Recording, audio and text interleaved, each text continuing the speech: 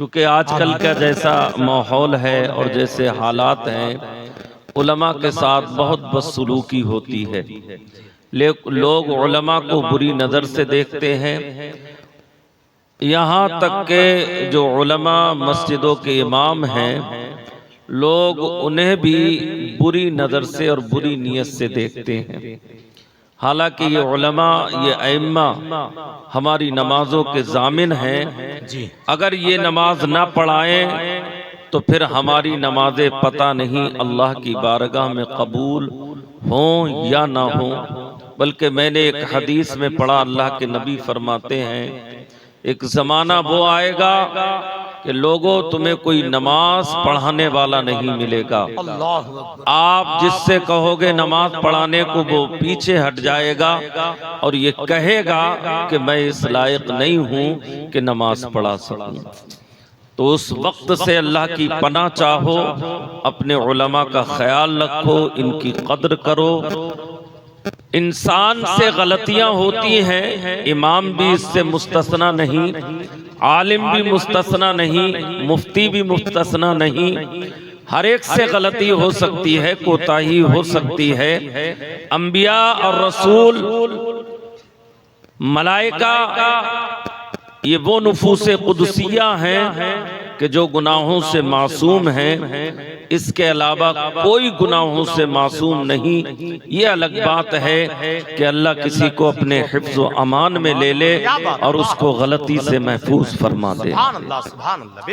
जैसा कि मुहद्दिस आज़म हिंद ने सैयदी सरकार आला हजरत के ताल्लुक से कहा था कि इमाम अहमद रजा का कलम वो है कि जिसको अल्लाह ने अपने हिफ्ज़ व अमान में ले रखा है। तो अल्लाह जिसके साथ चाहे भलाई फरमाए और जिसको चाहे इज्जत और तकरीम से नवाज दे, ये उसके करम की बात है। तो मैं कुछ देर आपसे कुछ जरूरी बातें करूंगा। चूंकि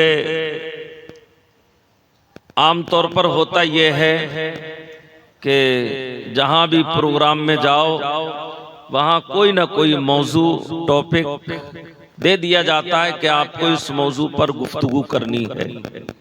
हजरत अल्लामा मौलाना बदरुद्दीन साहब क़िबला ने, मैंने अर्ज किया कि किसी खास मौजू पर कलाम करना है, तो हजरत ने इरशाद फरमा, नहीं, जो कौम के लिए फायदेमंद हो, जो कौम के काम आने वाली बातें हों, वो बातें आप कौम तक पहुंचा दें। और ये बात मुझको बहुत अच्छी लगी। यकीनन यही होना चाहिए। हमारे जलसे होते हैं, प्रोग्राम होते हैं, हम तकारीर सुनते हैं, मगर अफसोस ये है कि उन तकारीर से हमें कोई खातिर ख्वाह फायदा हासिल नहीं होता। ये मुमकिन है थोड़ी देर के लिए कि आपको उनकी गुफ्तगू अच्छी लगे, आप जोश में आ जाएं, आप नारे लगाएं, मगर जब सुबह को आप बेदार होंगे तो दीन के नाम पर, मसाइल के नाम पर आपके पास कुछ भी नहीं होगा। यही हालात। और होना ये चाहिए कि हमारे असल में हुआ क्या था, हुआ ये था, ये जलसे जुलूस क्यों होते हैं, इसका सबब क्या बना। हमारे उलमा ने देखा कि लोग दीन सीखने के लिए नहीं आ पाते, कामकाज में लगे रहते हैं, इधर उधर मसरूफ रहते हैं। तो क्यों ना कोई ऐसा काम किया जाए कि लोगों को इकट्ठा किया जाए और उन्हें दीन की बातें बताई जाए। इस नियत से ये जलसे शुरू हुए थे कि जिन लोगों के पास टाइम नहीं है, जो लोग दीन सीखना चाहते हैं, दिन रात काम काज में मसरूफ रहते हैं, उनको उलमा एक जगह इकट्ठा करें और दीन की बातें, नमाज, रोजे, वुजू, गुस्ल, इसके मसाइल समझाएं ताकि लोगों के जिंदगी भर ये मसाइल काम आते रहें और उनकी नमाजें दुरुस्त होती रहें। सुभान अल्लाह, सुभान अल्लाह, बहुत अच्छा, वाह। अल्लामा नाज़रुल क़ादरी साहब कह रहे थे, मेरी पहली मुलाकात है, यकीनी तौर पर ये अपने कौल में सादिक हैं, सच्चे हैं। मेरी भी गालिबन इनसे पहली ही मुलाकात है। बहरहाल तो मेरी आपसे गुजारिश है, गुफ्तगू से पहले पहले कि आप लोग जो बातें सुने जी क्या बात है, उन पर अमल करने की कोशिश करें। सुभान अल्लाह सुभान अल्लाह। हम सुनते बहुत हैं और आजकल तो सोशल मीडिया का जमाना है, जरा सी देर में उसमें हमने यूट्यूब पर बोला और तकरीर आ गई। जी लोग कारखानों में तकरीरें सुनते हैं, दुकानों में नाते सुनते हैं, मगर अफसोस इस बात का है कि नाते सुनकर इनके दिलों में इश्क़े नबी क्यों पैदा नहीं होता। जी जी तकरीर सुनकर, बयानात सुनकर इनके दिल खशियते इलाही से क्यों नहीं लरसते? वजह क्या है? जबकि नात सुनने वाला इश्क़ मुस्तफ़ा में ऐसा मुस्तगरक हो जाता है, फिर उसे दुनिया की कोई शय न अच्छी लगती है न प्यारी लगती है। उसे सो बस महबूब के तज़किरे अच्छे लगते हैं, महबूब का जिक्र अच्छा लगता है। मन अहब्ब शैअन फअक्सरा ज़िक्रहु, जो जिससे जितनी ज्यादा मोहब्बत करता है उसी कसरत के साथ उसका जिक्र भी किया करता है। बेशक बेशक, सुभान अल्लाह सुभान अल्लाह। तो क्या हम अपने नबी से सच्ची मोहब्बत करते हैं, सच्चा इश्क करते हैं, सच्चा प्यार करते हैं?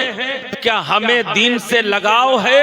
क्या हमें दीन से उल्फत है? क्या हम दीन पर मर मिटने के लिए तैयार हैं? आपके पास आपकी पहचान क्या है? आपके पास आपकी शिनाख्त क्या है?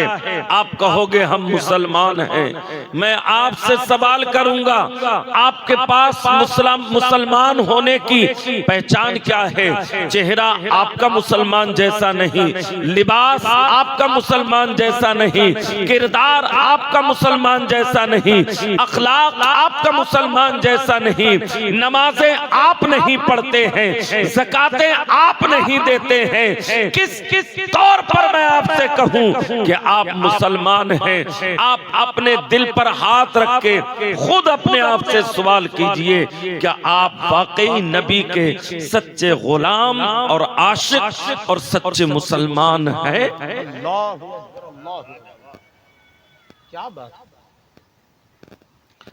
तो मेरी आपसे गुजारिश है कि आप जो बातें सुना करें उस पर अमल करने की कोशिश किया करें।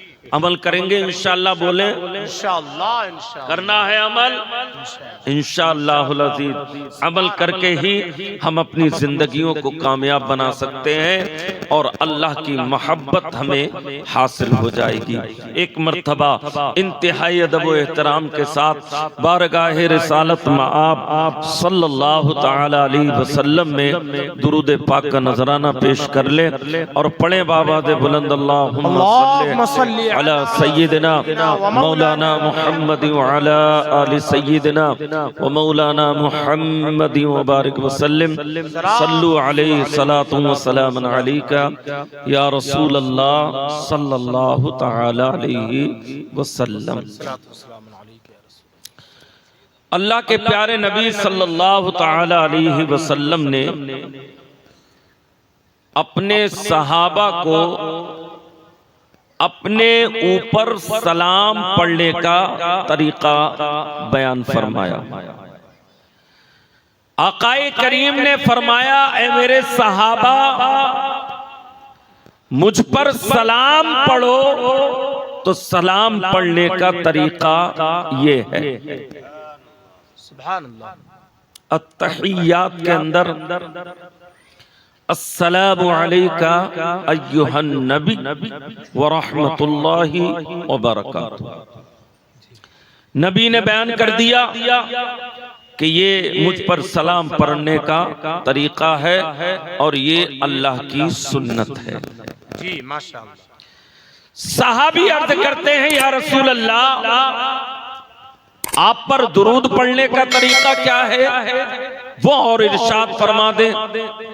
तो मेरे आकाए करीम अलैहिस्सलाम ने दुरूद इब्राहीमी अपने सहाबा को सिखाई। सुभान अल्लाह सुभान अल्लाह। अत्तहियात के बाद जो हम दुरूद पढ़ते हैं, जिसे दुरूद इब्राहीमी कहा जाता है, ये अल्लाह के नबी ने अपने सहाबा को सिखाई। इस तरीके से तुम्हें दुरूद पढ़ना है। अल्लाहुम्मा सल्ले अला मुहम्मद व अला आले मुहम्मद कमा सल्लैता अला इब्राहीम व अला आले इब्राहीम इन्नका हमीदुम मजीद व बारिक अला मुहम्मद व अला आले मुहम्मद कमा बारकता अला इब्राहीम व अला आले इब्राहीम इन्नका हमीदुम मजीद। ये पूरा एक दुरूद है माशाअल्लाह। इसमें अल्लाहुम्मा का लाहिका है, अल्लाहुम्मा सल्ले अल्लाहुम्मा बारिक। लोग समझते हैं कि ये दो दुरूदे हैं, नहीं, ये अल्लाहुम्मा का लाहिका है। रसूलुल्लाह ने अल्लाहुम्मा सल्ले से इन्नका हमीदुम मजीद के बाद व बारिक अला मुहम्मद व अला आले मुहम्मद कमा बारकता अला इब्राहीम व अला आले इब्राहीम इन्नका हमीदुम मजीद। ये पूरा दुरूद पाक है। सुभान अल्लाह सुभान अल्लाह सुभान अल्लाह। अल्लाहुम्मा बारिक के साथ हम पढ़ते हैं जज़ाकल्लाहु खैरन। तो ये अच्छा है, उम्दा है, बेहतर है, नाजायज या गलत नहीं है। जब सहाबी ने दुरूद पढ़ना सीख ली, उलमा ने लिखा है, आला हजरत का भी यही फतवा है कि सबसे अफजल दुरूद अगर कोई है तो वो दुरूद इब्राहीमी है। सुभान अल्लाह। चूंकि नबी ने ये दुरूद अपने सहाबा को खुद सिखाया है माशाअल्लाह। तो सहाबी कहते हैं, या रसूल अल्लाह, हमने दुरूद पढ़ना भी सीख लिया और आपकी बारगाह में सलाम करना भी सीख लिया।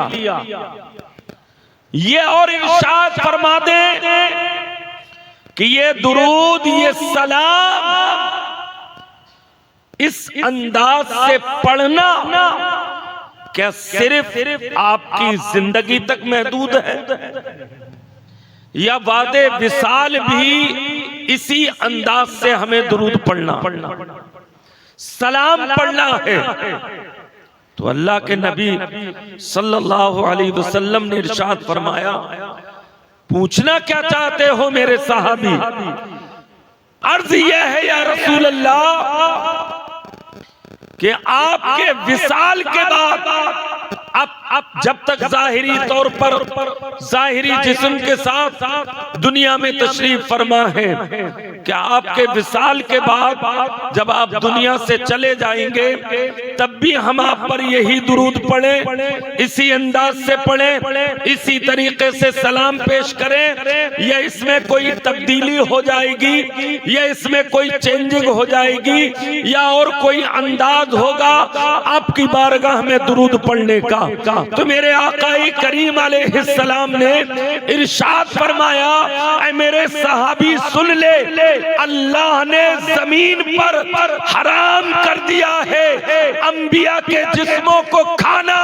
नबी अपनी कब्रों के अंदर जिंदा होते हैं, और जब मैं जिंदा हूँ तो जैसे मुझ पर अभी दुरूद पढ़ते हो, वादे विसाल भी इसी तरीके से मेरी बारगाह में दुरूद सलाम पेश करें। सुभान अल्लाह। नारे तकबीर, नारे रिसालत, मसलके आला हजरत, रसूल आजम कॉन्फ्रेंस। सुभान अल्लाह। तो पता ये चला कि अल्लाह के नबी सल्लल्लाहु अलैहि वसल्लम अपनी कब्र अनवर में हयात और जिंदा हैं। दुनियावी जिंदगी से अफजल व आला जिंदगी आपकी बरज़खी जिंदगी है। वो लोग जो कहते हैं नबी मरकर मिट्टी में मिल गए, उनका अकीदा माअज़ल्लाहि रब्बिल आलमीन दुरुस्त नहीं है, गलत है, सही नहीं है। लिहाजा सही अकीदा यही है जिसको मेरे इमाम ने कहा था, तू जिंदा है वल्लाह, तू जिंदा है वल्लाह, मेरे चश्मे आलम से छुप जाने वाले आए हैं। सुभान अल्लाह, सुभान अल्लाह, सुभान अल्लाह, क्या बात। तो ये तो मुख्तसर सी तमहीद थी। आगे की बातें सुने। मुझे सबसे पहले आपको ये बताना है कि मेरे नबी सल्लल्लाहु अलैहि वसल्लम नमाज कैसे पढ़ते थे। जी क्या बात, सुभान। मेरे नबी के नमाज पढ़ने का तरीका क्या था। वाह क्या बात। चूंकि आज सोशल मीडिया का जमाना है, औने पौने दाढ़ी टोपी वाले, मटेरियल का काम करने वाले, बिल्डिंगें बनाने वाले, अपने आप को इंजीनियर कहने वाले, हमारा नौजवान तबका बड़ी तेजी के साथ उसको फॉलो करता नजर आ रहा है। जी जी जी क्या। और फॉलो करने की वजह से वो अपनी नमाजें खराब कर रहा है। कोई रफ़े-यदैन कर रहा है, कोई सीने पे हाथ बांध रहा है, कोई इमाम के पीछे क़िरात कर रहा है। तो आज मैं आपको ये बताने की कोशिश करता हूँ कि मेरे नबी के नमाज पढ़ने का सही तरीका क्या क्या। बहुत अच्छा हज़रत, माशाअल्लाह, सुभान अल्लाह, सुभान अल्लाह। अगर आप लोग थोड़ी देर मेरा साथ दें और सुनना गवारा करें तो इंशाअल्लाह मैं कुछ काम की बातें आपके गोश गुजार करा दूंगा।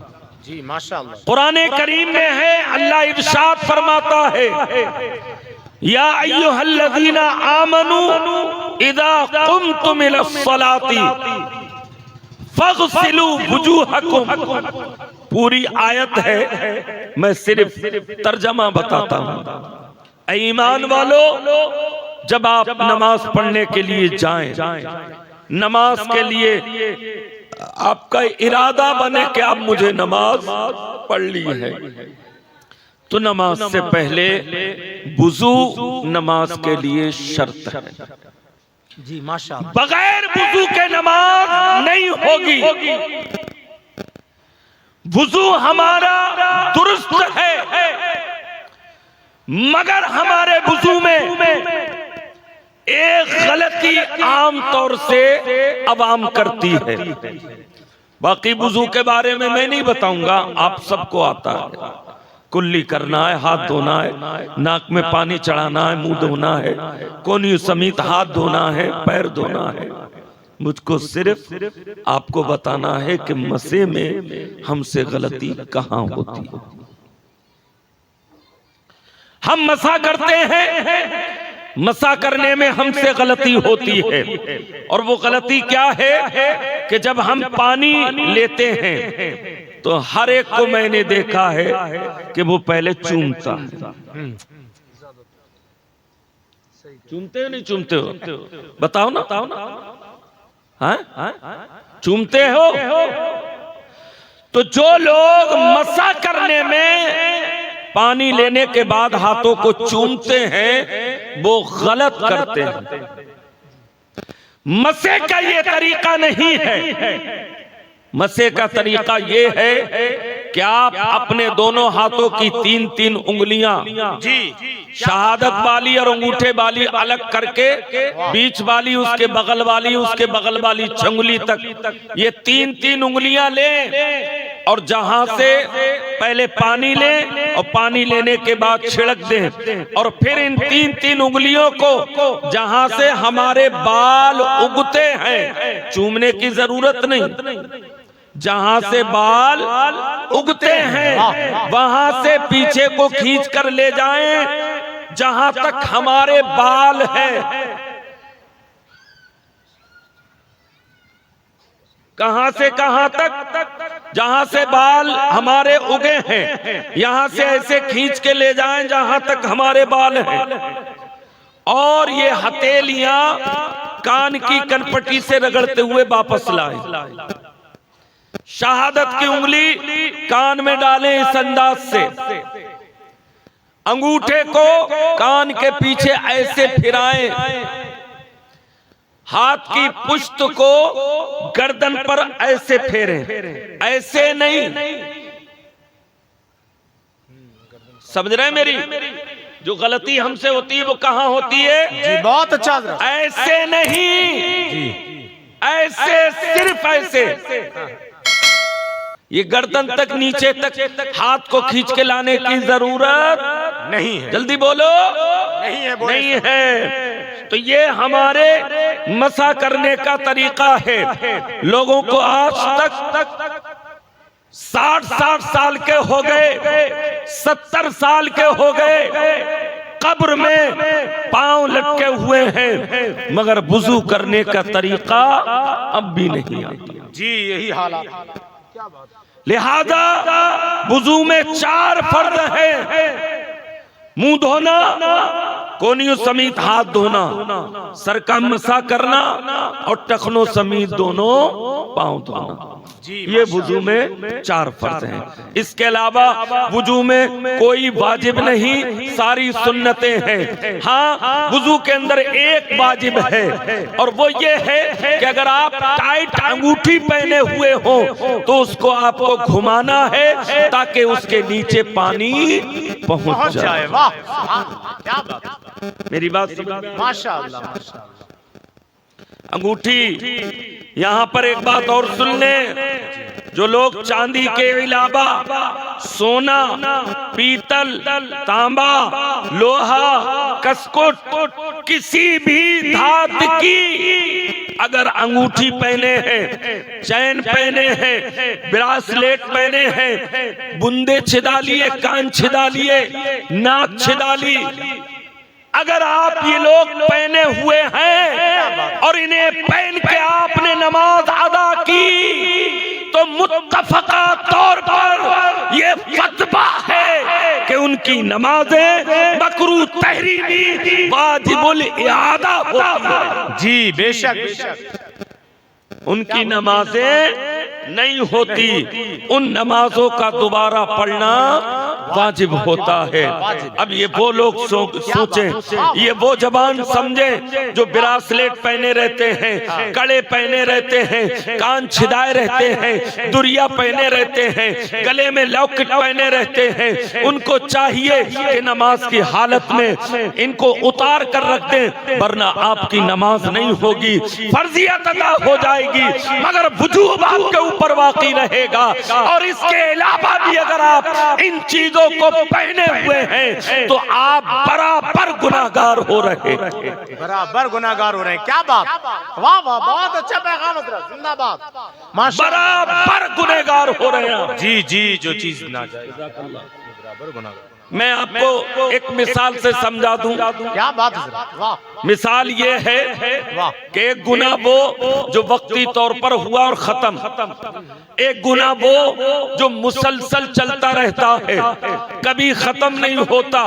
जैसे घड़ी की सुई घूमती रहती है, ऐसे ही गुनाह बराबर होता रहता है।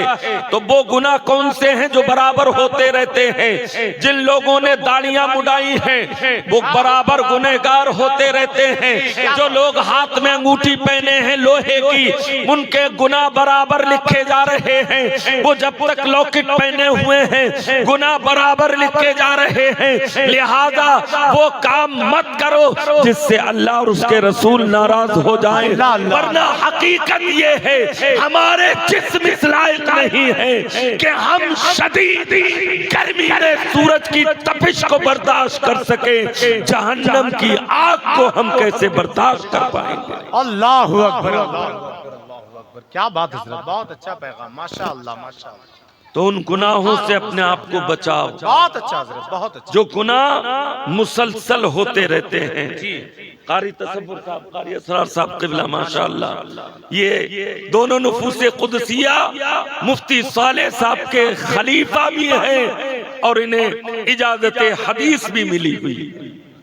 और मुफ्ती साले वो हैं जिनको मुफ्ती आजम हिंद ने कहा था कि अगर किसी को चलता फिरता वली देखना है तो मुफ्ती साले साहब को देखो। बेशक बेशक, हक है हजरत, जिंदाबाद जिंदाबाद। वाह वाह वाह, बात समझ में आ रही है? बहुत अच्छा हजरत। तो मैं ये अर्ज कर रहा था, तो इंसान गुनाहों में लथपथ है।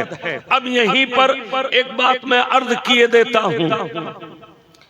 हम और आप जो लोग रील वगैरह बनाते हैं, सोशल मीडिया पे वीडियो अपलोड करते हैं, डॉन उन्होंने अपलोड कर दी, लोग उसे देखते हैं। बताना ये चाह रहा हूं कि वो भी गुनाह परसिस्टेंटली, जी जी, लगातार है वो गुनाह। अगर आपने तौबा कर ली है तो आपकी तौबा उस वक्त कबूल होगी जब आप उस वीडियो को डिलीट कर दें। क्या बात। आप सोचे कि मैंने तौबा कर ली, अब मैं गुनाह से बच गया, नहीं। इसी तरीके से गुनाह दो तरीके के हैं। कारी नाज़िर जी हजरत, बहुत अच्छा, बहुत अच्छा पैगाम, माशाअल्लाह। गुनाह दो तरीके के हैं। एक गुनाह वो कि जो करने के बाद इंसान तौबा कर ले तो खत्म हो जाता। एक गुनाह वो कि जो नहीं करेगा तो गुनाहगार होगा, और जब तक उस पर अमल नहीं करेगा उस वक्त तक वो गुनाह उसका मुआफ नहीं होगा। अब मैं मिसाल से समझा दूं ताकि आपके समझ में आ जाए बात। पहली चीज, आपने किसी को, आपने मसलन शराब पी, इस गुनाह का ताल्लुक आपकी जात से जी, ये गुनाह का आपने अल्लाह की बारगाह में तौबा कर ली सच्चे दिल के साथ तो मुआफ हो जाएगा जी। नबी फरमाते हैं, आकाए करीम की हदीस पाक है, इमाम ग़ज़ाली ने मुकाशफतुल क़ुलूब के अंदर इसको नकल फरमाया। आका फरमाते हैं, अल्लाह ने कसम खाई, अल्लाह ने अपनी इज्जत और जलाल की कसम खाई, और अल्लाह ने कहा कि जो दुनिया में शराब पिएगा मैं उसे जहन्नमियों के जिस्म के निकले हुए पी और खून के प्याले पियाऊंगा। अल्लाहु अकबर, अल्लाहु अकबर। वो लोग जो शराब के आदी हैं, जो शराब पीते हैं, जो शराब की तरफ दौड़ते हैं, नाम बदल बदल के, उनके नाम चेंज कर करके, तो उन लोगों को इस पर गौर करना चाहिए शराब कितना बड़ा जुर्म है। लेकिन मसला ये है कि अगर शराब पीने के बाद कोई सच्ची तौबा कर ले तो उसका वो गुनाह मुआफ हो जाता है, वो गलती खत्म हो जाती है, वो लग़ज़िश मुआफ हो जाती है। अब आइए दूसरी तरफ, एक वो गुनाह है, मिसाल के तौर पर आपने नमाज छोड़ी, आपने गुनाह किया, गुनाह कबीरा किया, अब नमाज छोड़ने का गुनाह आपके जिम्मे है, अल्लाह ने आपको तौबा की तौफीक दे दी, अब आप नमाज पढ़ने लगे, आपने कहा ऐ अल्लाह जितनी मेरी नमाजें छूटी हैं मैं उनसे तौबा करता हूँ, मेरी गलती मुआफ फरमा दे, तो ये गुनाह आपका मुआफ नहीं होगा, ये गलती आपकी मुआफ नहीं होगी। क्यों? ये उस वक्त तक माफ नहीं होगी जब तक के कज़ा नमाजें आप अदा न कर लोगे, अल्लाह आपकी इस गलती को मुआफ नहीं फरमाएगा।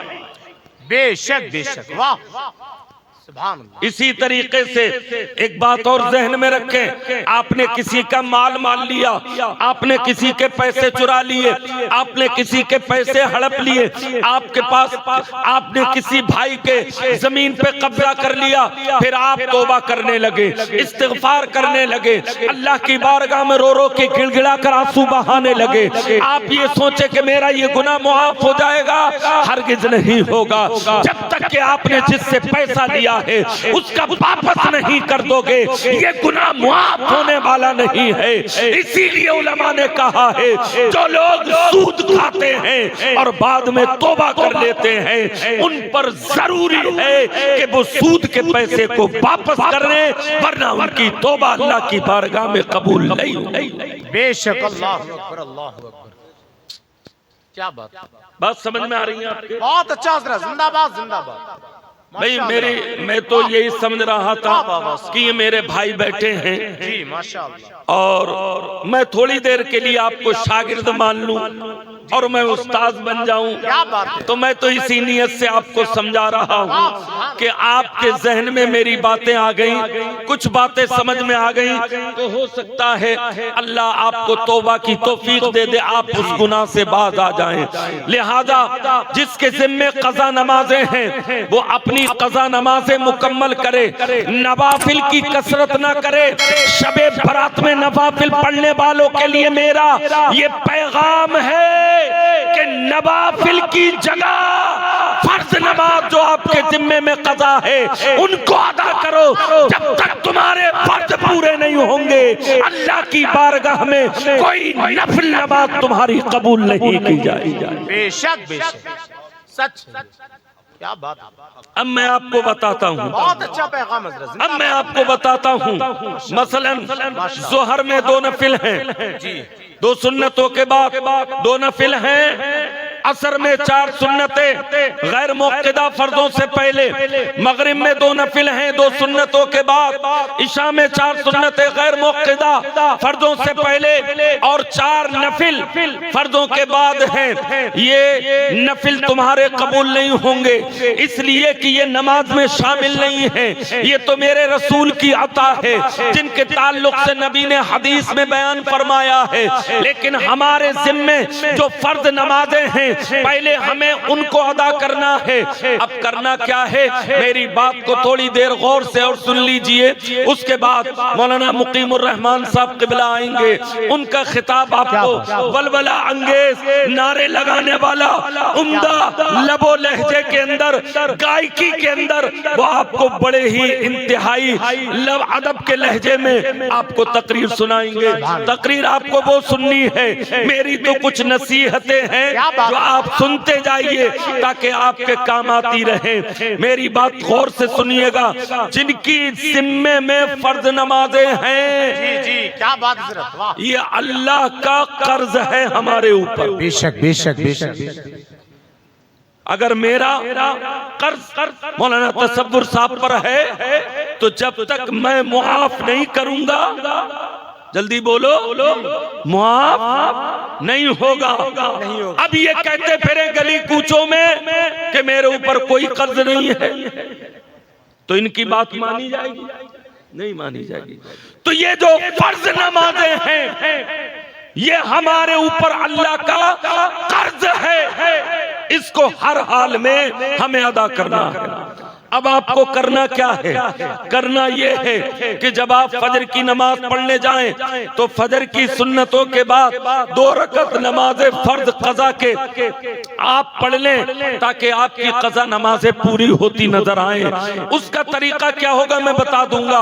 अब आप जोहर में नमाज पढ़ने जाएं, पहले 4 सुन्नतें पढ़ें, फिर 4 फर्ज इमाम के साथ पढ़ें, फिर 2 सुन्नतें पढ़ें, 2 सुन्नतों के बाद 2 नफिल छोड़ दें, 2 नफिलों की जगह 4 फर्ज जोहर के अदा कर ले।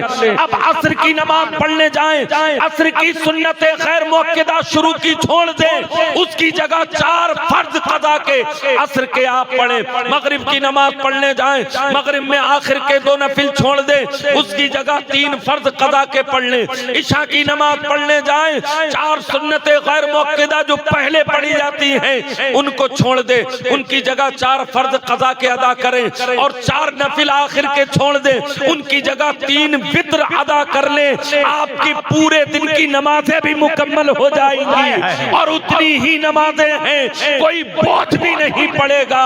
और इंशाअल्लाह अगर आज से आपने इरादा कर लिया तो जितने साल की आपकी कज़ा नमाजें हैं वो पूरी होती हुई नजर आएंगी। सुभान अल्लाह। नारे तकबीर, नारे रिसालत, रसूल आज़म कॉन्फ्रेंस, मसलके आला हजरत, जश्ने दस्तार बंदी हजरत अल्लामा मुफ्ती मुनज़्ज़म अज़हरी साहिब क़िबला। वाह वाह वाह, मेरी बात बहुत समझ में आई? वाह, अब मैं कैसे बताऊं आपको क्या बात है कि कैसे पता चले? मसलन बच्चा 15 साल में बालिग हो जाता है, लड़का 15 साल में कन्फर्म तौर पर बालिग हो जाता है। अब 15 साल की उम्र के बाद अपना अपना हिसाब लगा लो कि आप कितने साल के हो। मसलन मैं एक एग्जांपल दे दूं, कोई इंसान 25 साल का है, 15 साल में बालिग हुआ, बालिग होने के बाद नमाज फर्ज हो गई, रोजा फर्ज हो गया, अगर साहिब निसाब है तो ज़कात फर्ज है, साहिब इस्तिताअत है तो हज फर्ज है। शरीयत के वो सारे अहकाम जो नाबालिग पर लागू नहीं थे वो बालिग होने के पास आप पर लागू हो गए। आप बगैर वुजू के कुरान नहीं छू सकते, आप बगैर वुजू के कुरान पढ़ने हाथ में लेके कुरान नहीं पढ़ सकते। हालांकि यह अहकाम नाबालिग के लिए नहीं है, लेकिन नाबालिग को अगर वुजू सिखा दिया जाए तो ये अच्छा तरीका है ताकि उसे अदब और एहतराम आ जाए। तो मैं ये अर्ज कर रहा था, मिसाल के तौर पर आप 15 साल के हैं, 15 साल से 25 साल के हो गए, 15 साल में बच्चा बालिग हो जाता है। आपको बालिग हुए कितने साल हुए? जल्दी बताओ। 10 साल, ठीक है। अब इन 10 सालों का हिसाब लगाओ आप। क्या बात है कि मैंने अगर टोटल 10 साल की नमाजों का हिसाब लगाया जाए तो मेरी कितनी नमाजें छूट गई होंगी? मसलन 5 साल की, 6 साल की, 7 साल की, 8 साल की सारी नमाजें लगा ले, जुमा छोड़कर, इसलिए कि जुमा सब पढ़ते हैं, जुमा नहीं छोड़ता है मुसलमान। जुमा सोचता है कि यही नमाज तो है जो मुझे पढ़ने के लिए जाना है। हालांकि कुरान कहता है जिस तरीके से तुम पर जुमा फर्ज है, इसी तरीके से अल्लाह ने हर वक्त की नमाज तुम्हारे ऊपर फर्ज फरमा दी है। इन्नस्सलाता कानत अलल मोमिनीना किताबम मौकूता। अल्लाह ने हर नमाज को उसके वक्त मुतय्यना पर हमारे ऊपर फर्ज फरमा दिया। जी बेशक बहुत अच्छा हजरत, सुभान बात समझ में आ रही है? अब मिसाल के तौर पर हम 25 साल के 10 साल हमें बालिग हुए हो गए। अब मसलन हमारे ऊपर 7 साल की नमाज कज़ा है। कितनी? एग्जाम्पल बता रहा हूँ, अपने अपनी उम्र के हिसाब से लगा लेना। जितने साल की आपको अंदाजा हो जाए कि मेरी इतने साल की कज़ा है, उतने ही साल हर नमाज के साथ एक कज़ा नमाज जो मैंने तरीका बताया आप उतने ही साल पढ़ते रहो। मसलन 25 साल के हो गए और आपकी 7 साल की नमाजें छूटी हुई हैं, तो 25 और 7 कितने होते हैं? 32 होते हैं। 32 साल तक हर नमाज के साथ नफिलों को छोड़ दो, चाहे वो शबे बारात के नफिल हो, चाहे लैलतुल कद्र के नफिल हो, चाहे आशूरा के नफिल हो, सारे नफिलों को एक तरफ रख दो, आप फर्ज नमाज अदा करो। इसलिए कि फर्ज हर हाल में नफल से अफजल आला होता है। नफली इबादत बाद में करें, पहले अपने फराइज पूरे करें। ये तो ऐसा ही हो गया जैसा कि आपके उस्ताद ने बाजार से भिंडी मंगाई, आप सारी सब्जियां लेकर आ गए और भिंडी नहीं लाई।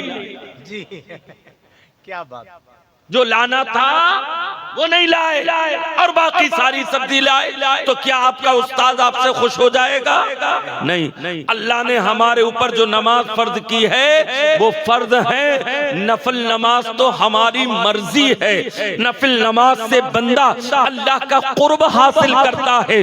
नफल नमाज के जरिए से बंदे की तरक्की होती है। नफल नमाज के जरिए से, जैसा कि मैंने किताबों में पढ़ा है, मैदाने हश्र में फर्जों में अगर हमारे कोई कमी रह जाएगी तो यही नफल नमाज है जो हमारे फर्जों की कमी को पूरा करेगा। सुभान अल्लाह, सुभान अल्लाह, सुभान अल्लाह, वाह वाह वाह, जिंदाबाद। लेकिन पहले फर्ज अदा करना है। हमारे फर्ज अदा हो जाएंगे।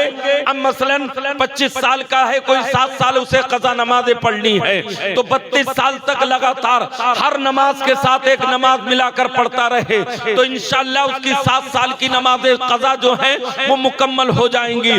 और अब जब नमाजें मुकम्मल हो जाएं, अब ये नवाफिल भी पढ़े, शबे बारात में भी पढ़े, हर नमाज के साथ नफिल नमाज भी पढ़े, अल्लाह की बारगाह में फर्ज भी कबूल हो जाएंगे, नफिल भी कबूल हो जाएंगे और अल्लाह की बारगाह में आपका बड़ा अदब व एहतराम।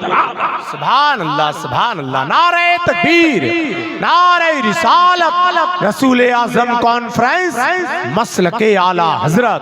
सुभान। अब सवाल ये है कि नियत कैसे बांधे और पढ़े कैसे, तो मैं आपको बता दूं, इस नमाज में हमें डिस्काउंट भी मिला है। उलमा की तवज्जो चाहता हूं, इस नमाज में हमें डिस्काउंट भी मिला है और इसके पढ़ने का तरीका बहुत आसान है।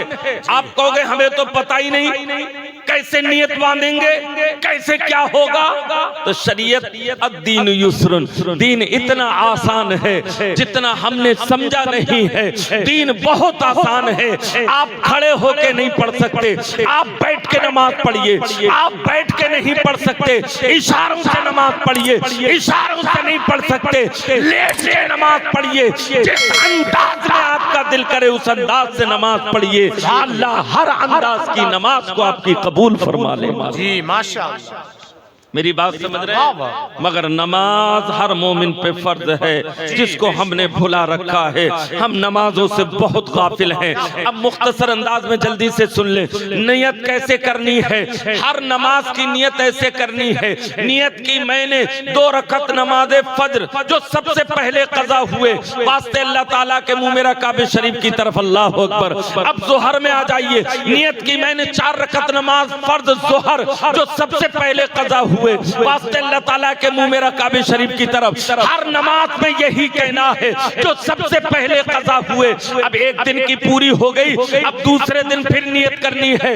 ऐसे ही नियत 7 साल तक लगातार आपको करते रहना है। इस तरीके से आपकी कज़ा नमाजें मुकम्मल हो जाएंगी और आपका रब आपसे राजी हो जाएगा। सुभान अल्लाह। डिस्काउंट क्या मिला हुआ है?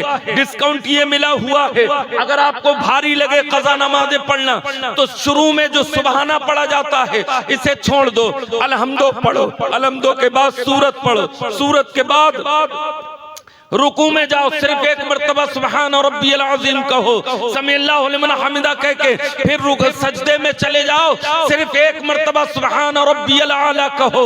उसके बाद दोनों सजदे करने के बाद फिर खड़े हो जाओ, फिर अलहम्दो पढ़ो, सूरत पढ़ो, फिर एक रुकू करो, सजदा करो, एक एक मर्तबा तस्बीह पढ़ो और फिर अत्तहियात पढ़ने के बाद जब तीसरी रकत में खड़े हो तो 3 मर्तबा सुबहान अल्लाह कह लेना। अलहम्दो पढ़ने की भी जरूरत नहीं है। फिर रुकू में चले जाओ, सजदा करो, चौथी रकत के लिए खड़े हो जाओ, फिर 3 मर्तबा सुभान अल्लाह कह दो, रुकू में जाओ, सजदा करो, तहियात पढ़ो और दुरूद पढ़ो, अल्लाहुम्मा सल्ली अला मुहम्मद और सलाम फेर दो। सुभान अल्लाह, क्या मुश्किल है। वाह वाह वाह वाह वाह, बहुत अच्छा भी है। माशाअल्लाह माशाअल्लाह, सुभान अल्लाह सुभान अल्लाह, बहुत अच्छा हज़रत, जिंदाबाद जिंदाबाद, माशाअल्लाह माशाअल्लाह, सुभान अल्लाह सुभान अल्लाह, वाह अल्लाह या रसूल अल्लाह। अरे समझ में आ गए? डिस्काउंट बहुत इनाम है अल्लाह की तरफ से, तखफीफ। जी जी जी, कितनी अच्छी तखफीफ है। अल्लाह ने हर तरीके से चाहा है कि मेरा बंदा मेरी इबादत से गाफिल ना हो, मेरा बंदा मेरी इबादत करता रहे। अब कहीं ऐसा ना हो कि उस पर ये नमाज बोझ बन जाए, तो अल्लाह ने तखफीफ फरमा दी। ऐसा ऐसा कर सकते हो, तुम्हारी कज़ा नमाजें भी पूरी हो जाएंगी, गुनाह से भी बच जाओगे और अल्लाह की बारगाह में तुम्हारी पकड़ भी नहीं होगी। इसलिए कि बुखारी शरीफ की हदीस से नबी फरमाते हैं, क़यामत के दिन सबसे पहले अगर किसी चीज का सवाल किया जाएगा तो वो नमाज का सवाल किया जाएगा। तुमने नमाज पढ़ी थी या ना पढ़ी? अल्लाहु अकबर। मेरी बात समझ में आ गई? तवज्जो है आपकी, बस थोड़ी देर और मेरी गुफ्तगू सुन लें। नमाज का तरीका जो मुझे बताना था, ये कुछ काम की बातें आ गई थी जो मैं अर्ज गुजार कर दी, मैंने आपसे, आपके गोश गुजार कर दी। इन्हें गांठ बांध के रखिएगा, हमेशा आपके काम आती रहेंगी। तो मैं अर्ज कर रहा था, आपकी कज़ा नमाजें इस तरीके से पूरी हो जाएंगी। अब आ जाइए फर्ज रोजों की तरफ। जिसके जिम्मे में फर्ज रोजे कज़ा हो गए हैं वो नफली रोजा न रखे, शबे बरात बरत का ना रखे, मुहर्रम का ना रखे, फला दिन का ना रखे, बल्कि वो रोजा कज़ा का रखे। जब कज़ा पूरे हो जाए तो नफली रोजा रखे। इसी तरीके से समझ लो, जो इंसान अपने मालों की ज़कात अदा नहीं करते, सदका और खैरात तो बहुत करते हैं मगर ज़कात नहीं देते, तो उनके सदका और खैरात अल्लाह की बारगाह में कबूल नहीं होते। जी बेशक बेशक बेशक, बात समझ में आ रही है? हाँ, आप खूब खर्च कर रहे हैं, गरीबों को दे रहे हैं, इसको दे रहे हैं, उसको दे रहे हैं, मगर क्या कहते हैं, जो ज़कात फर्ज थी वो नहीं कर रहे। तो ये जो सदका और खैरात है ना, ये किसी मतलब का नहीं, किसी काम का नहीं। लोग 11वीं शरीफ में 11 देगे चढ़ाते हैं, गौ से पाक की देगे चढ़ रही है, और दूसरे का माल मारे बैठा हुआ है, दूसरे का इसके ऊपर कर्जा है, वो दे नहीं रहा है। 11 देगे पकाया जा रहा है। रमजान के मुकद्दस महीने में जब कारी असरार मदरसे के लिए आपसे सवाल करते हैं, तो आप कहते हैं कि हमारे ऊपर तो ज़कात है ही नहीं। मेरे भाई, जब तक ज़कात अदा नहीं करोगे, कोई सदका खैरात अल्लाह की बारगाह में आपका कबूल नहीं। ये मत कह देना कयामत में कि हमें पता नहीं था, मैं आया था और मैंने आपको ये बातें बताई थी, इस पर मेरा रब भी गवाह है, आसमान के फरिश्ते भी गवाह हैं, और जो हमारे कांधों पे फरिश्ते बैठे हैं वो भी इस बात को लिख रहे हैं। ये कोई नहीं कह सकता कि मुझको पता नहीं था। यही से एक मसला और आज हमारी गफलत का आलम ये है कि हम अल्लाह और उसके रसूल से नाराज नजर आते हैं। माशाअल्लाह, हमारा कोई अमल ऐसा नहीं है जो अल्लाह और उसके रसूल की मोहब्बत में हो, या अल्लाह और उसके रसूल की मोहब्बत जिससे साबित होती है। नारे तकबीर, नारे रिसालत, रसूल आजम कॉन्फ्रेंस, मसलके आला हजरत खतीबे हिंदुस्तान हजरत अल्लामा सैयद मुफ्ती मुकीमुर रहमान साहब क़िबला, नारे तकबीर, नारे रिसालत। माशाअल्लाह,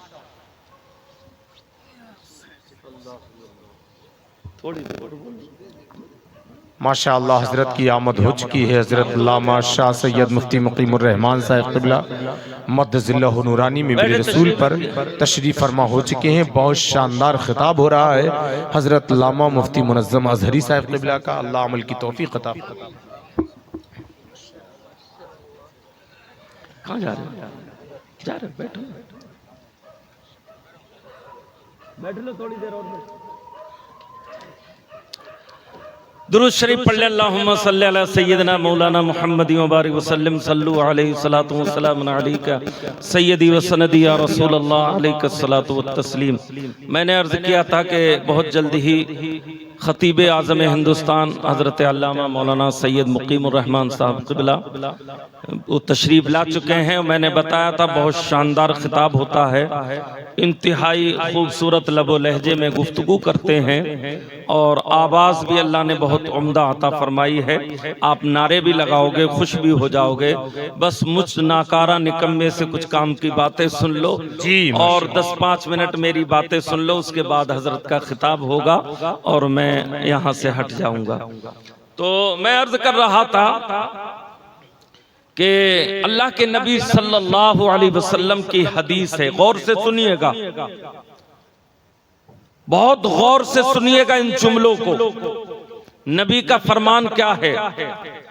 आपको मालूम है अरकान इस्लाम 5 हैं, कलमा, नमाज, रोजा, हज, ज़कात, ठीक है ना? इन्हीं चीजों के बारे में हदीस में कहा गया कि बुनियल इस्लामु अला खम्स, इस्लाम की बुनियाद 5 चीजों पर है। उनमें से नमाज, रोजा, हज, ज़कात, कलमा तो पहली शर्त है ही। तो हदीस में आता है, अल्लाह के नबी सल्लल्लाहु अलैहि वसल्लम ने फरमाया, अगर कोई इंसान नमाज पढ़ता है और वो ज़कात नहीं देता या रोजे नहीं रखता, तो उसके ये 2 रुकन भी, ये जो नमाज पढ़ रहा है, ये नमाज भी उसकी कबूल नहीं है जब तक के सारे सारे अरकान अदा न होंगे, एक रुकन भी छूट गया तो बाकी अरकान अल्लाह की बारगाह में कबूल नहीं होंगे। अगर कोई रोजा छोड़ दे, ज़कात और नमाज पढ़ता रहे तो ये दोनों भी कबूल नहीं है, न रोजा वो नमाज कबूल है न ज़कात कबूल है। इसी तरीके से कोई नमाज पढ़ता रहे, रोजा रखते रहे, ज़कात न दे तो न नमाज कबूल है न रोजा कबूल है। जब तक के सारे अरकान पूरे तौर पर अदा नहीं करेगा उसका कोई भी रुकन छूटना नहीं चाहिए, वरना कोई भी अरकान उसका अल्लाह की बारगाह में कबूल नहीं होगा। जी बात समझ में आई आपके?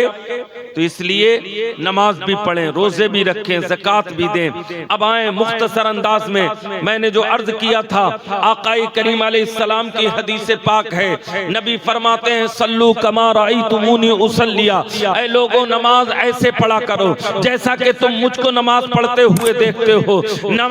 नबी नमाज कैसे पढ़ते थे, मेरे नबी के नमाज पढ़ने का तरीका क्या था, मेरे नबी के नमाज पढ़ने का क्या था, आप उसको गौर से सुन लें। थोड़ी देर में आकाई करीम अलैहिस्सलाम नमाज पढ़ने के लिए खड़े होते तो आप इस अंदाज से खड़े होते कि आपके जिस्म का हर हिस्सा काबे की तरफ होता था, पांव टेढ़े नहीं होते थे बल्कि सीधे काबे की तरफ होते थे।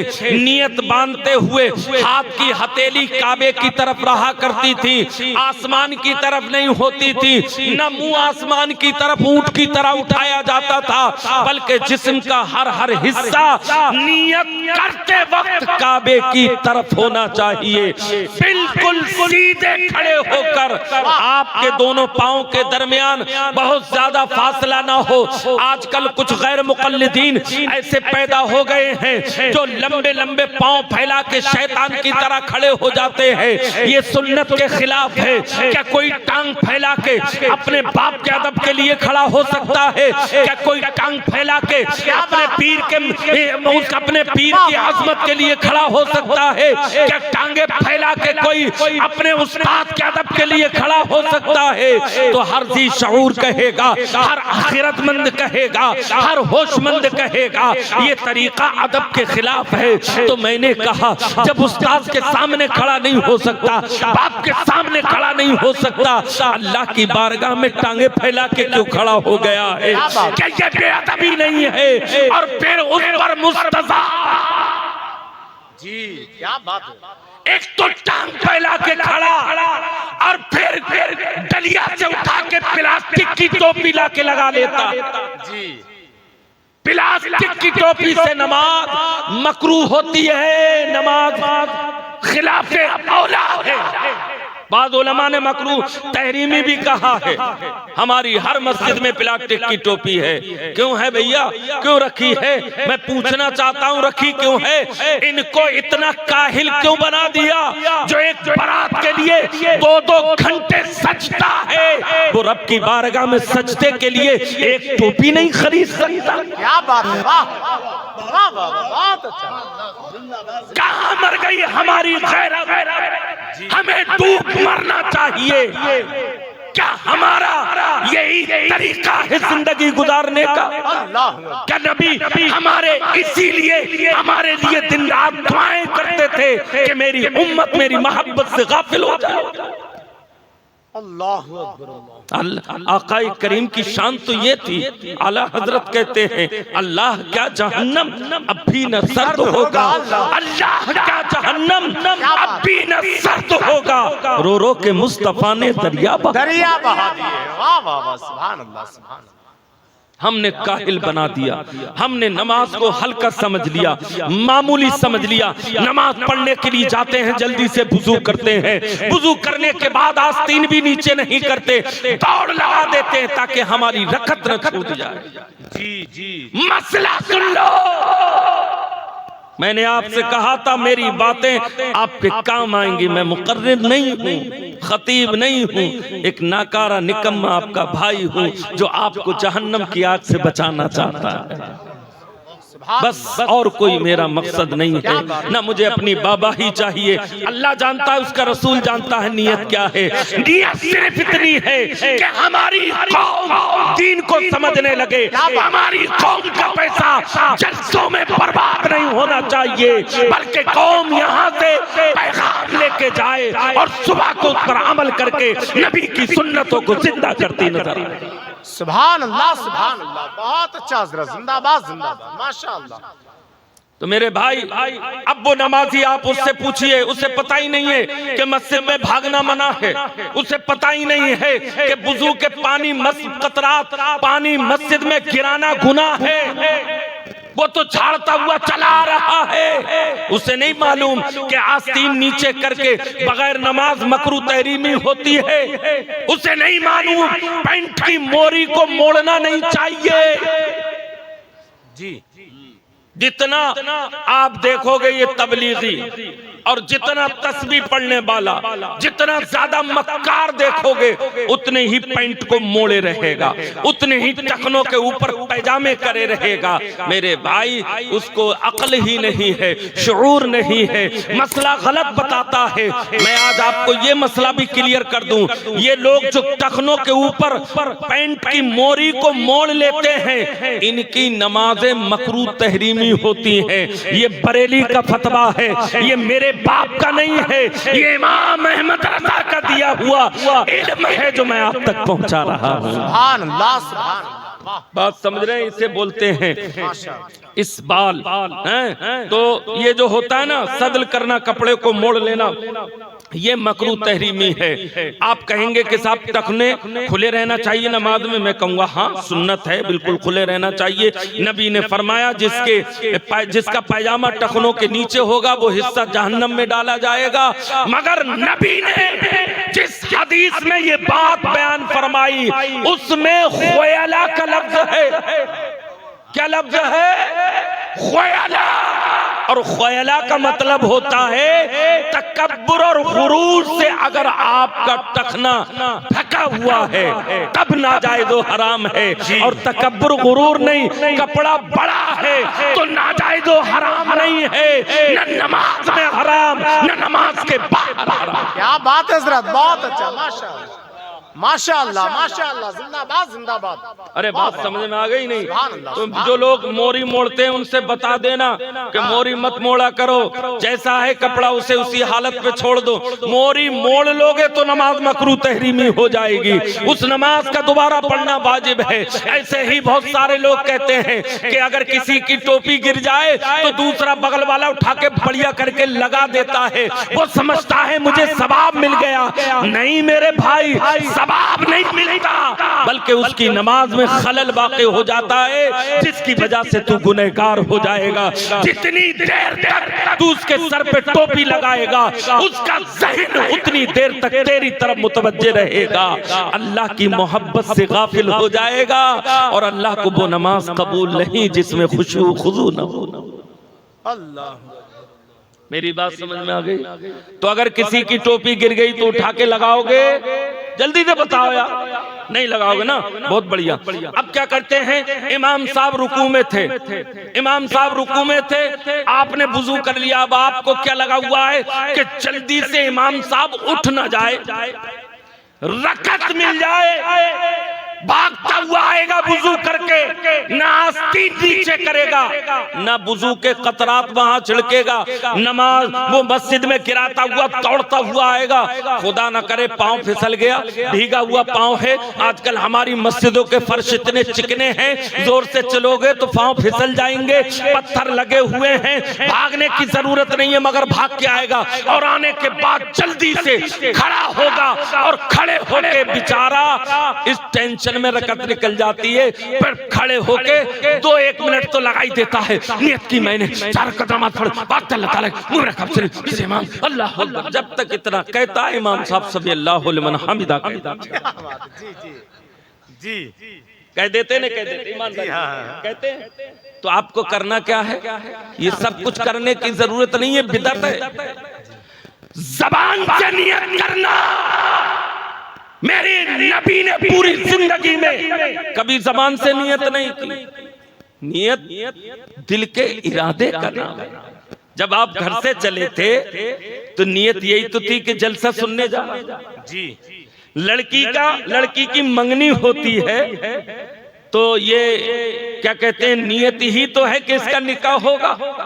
निकाह में तो खाली गवाहों को बुला के फॉर्मेलिटी निभाई जाती है, वरना पहले से इजाजत है जी। भाई मंगनी इस बात की इजाजत है कि लड़की राजी है। बात समझ रहे हो?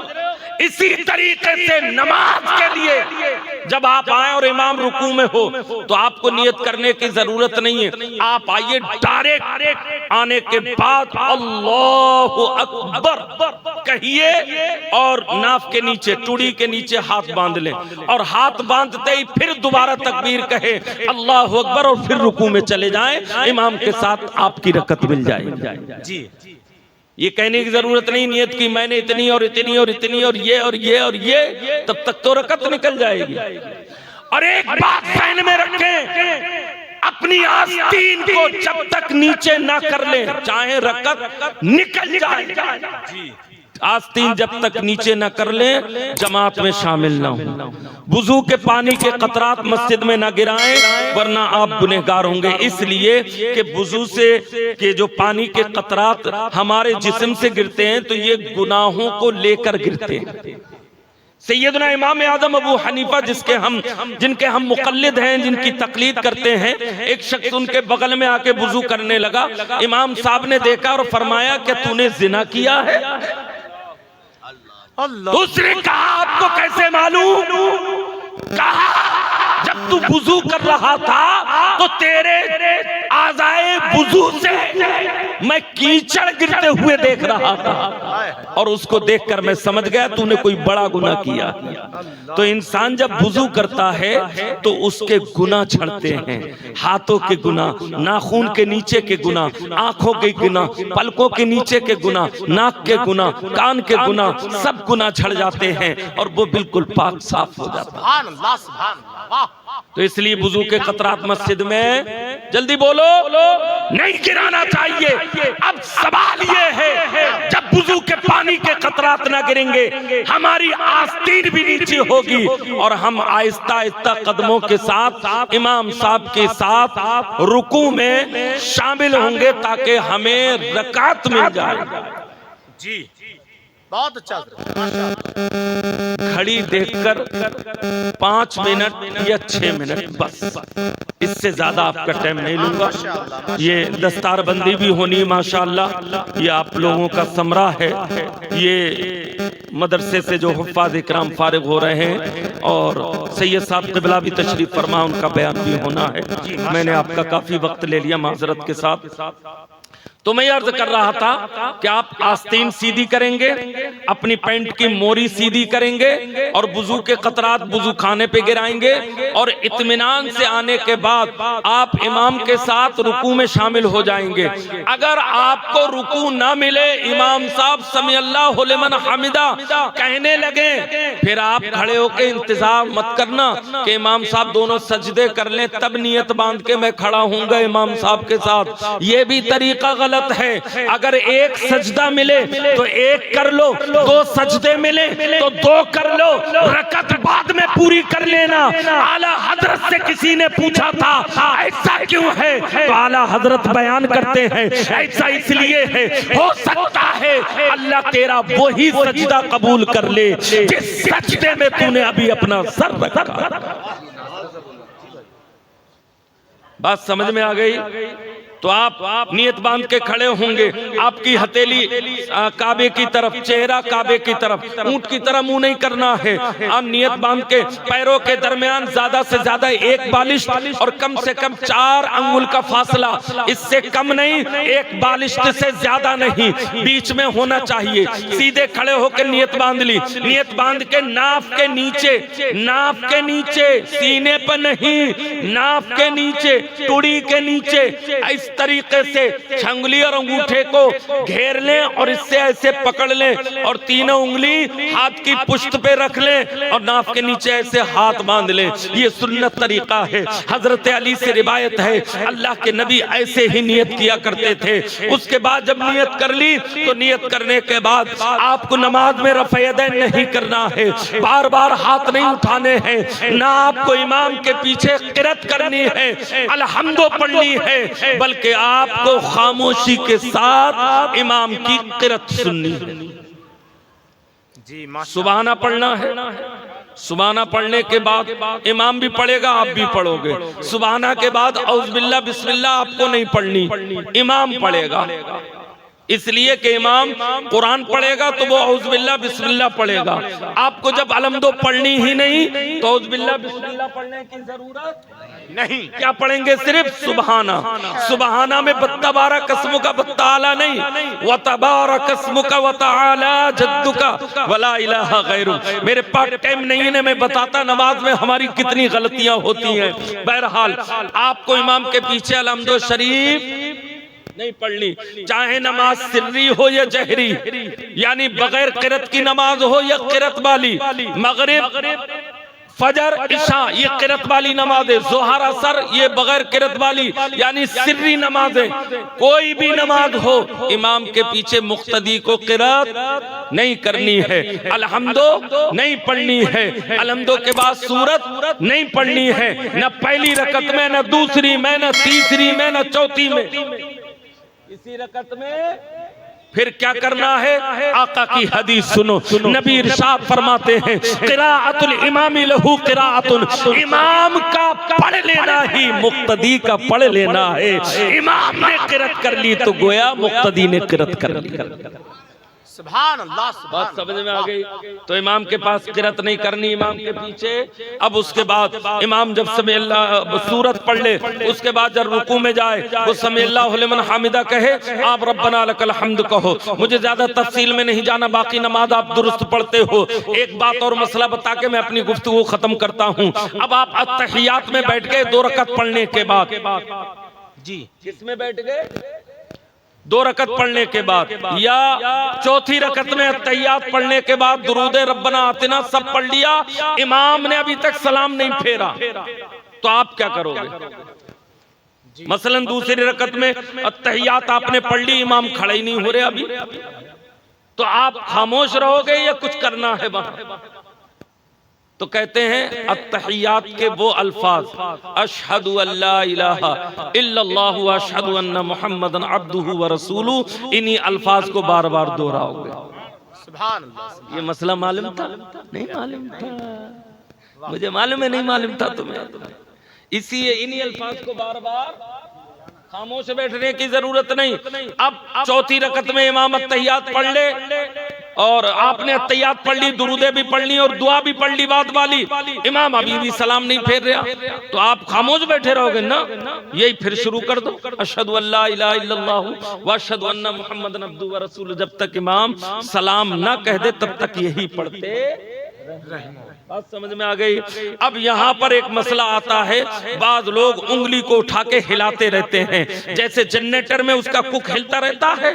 आपने देखा होगा चलाने वाली मशीन में सुई का धागे वाली वो तुरकुन्ना हिलता रहता है, ऐसे हिलाने की जरूरत नहीं है। हजरत वाइल बिन हुज्र इस हदीस पाक के रावी हैं, वो कहते हैं अल्लाह के नबी ने उंगली उठाई और उसको हरकत नहीं दी। जी माशाअल्लाह। भाई उंगली उठाने का मकसद क्या है? ईमानदारी का। अशहदु अल्ला कोई माबूद नहीं, ला कोई माबूद नहीं, इल्लल्लाह अल्लाह के अलावा, अल्लाह के सिवा, एक्सेप्शन हो गया, अल्लाह ही इबादत के लायक है।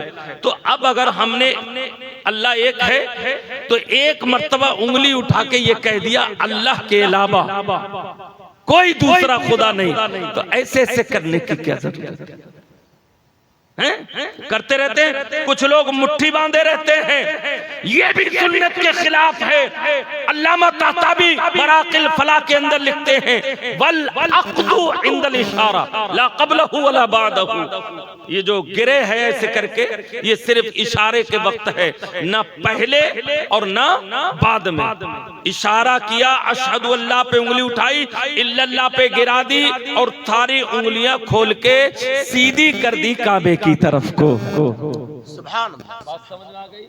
तो ये गलती भी हमसे अक्सर होती है और लोग करते हैं। ये सोशल मीडिया का जब से जमाना चला है तब से ये खुराफातें फैल गई हैं। कुछ वहाबी, कुछ गैर मुक़ल्लिद इस तरीके की बातें करते हैं, उनके दामे फरेब में आने की जरूरत नहीं है।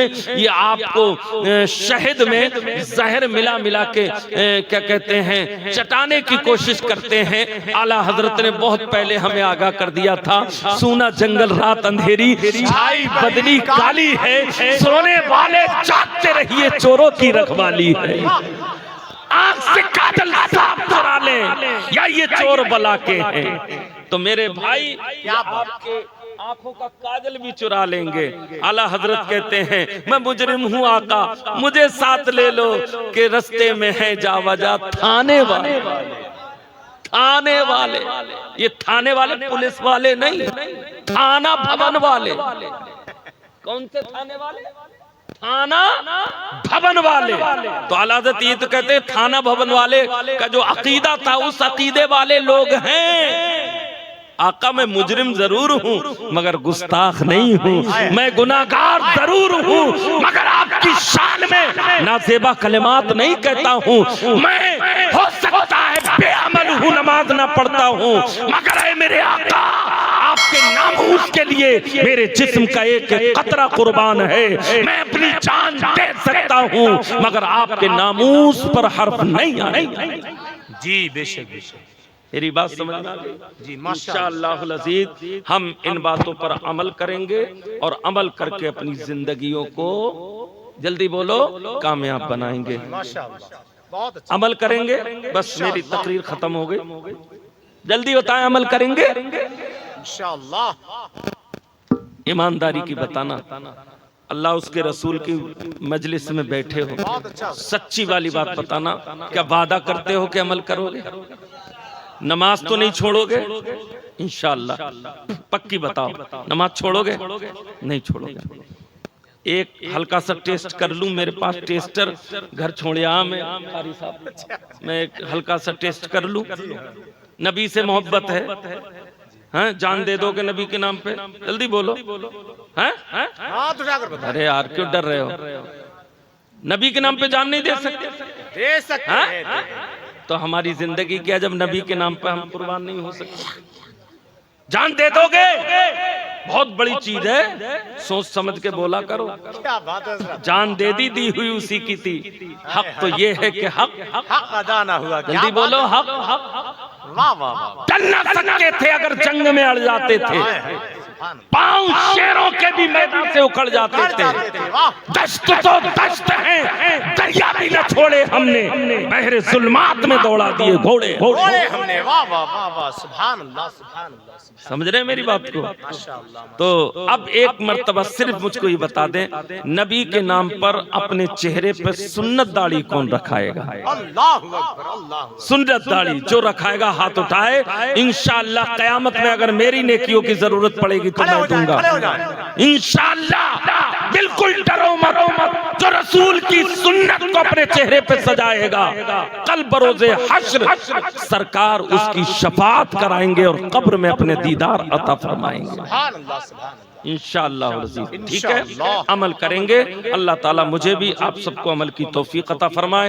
एक मर्तबा कलमा शरीफ पढ़ लें सारे लोग, ला इलाहा इल्लल्लाह मुहम्मदुर रसूलुल्लाह व मा अलैना इल्लल बलाग। अस्सलामु अलैकुम व रहमतुल्लाहि व बरकातहू।